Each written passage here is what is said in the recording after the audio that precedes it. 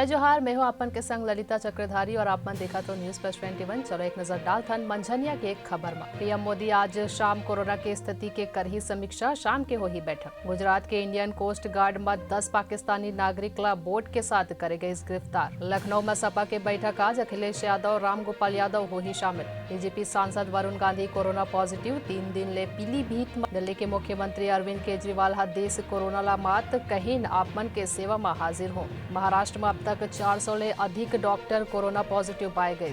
देश में पिछले 24 घंटा में कोरोना के 1.5 लाख ले ज्यादा नवा केस। 327 मरीजन के हुई मौत। श्री गुरु गोविंद सिंह के प्रकाश पर्व आज। पीएम मोदी हा दिन बधाई। बिलासपुर में एक दिन में 40 लड़का संग 369 संक्रमित। अपोलो अस्पताल में 31 डॉक्टर कर्मचारी कोरोना पॉजिटिव। दिल्ली संग उत्तर भारत में तेज बारिश। कश्मीर उत्तराखंड और हिमाचल में भारी बर्फबारी हुई।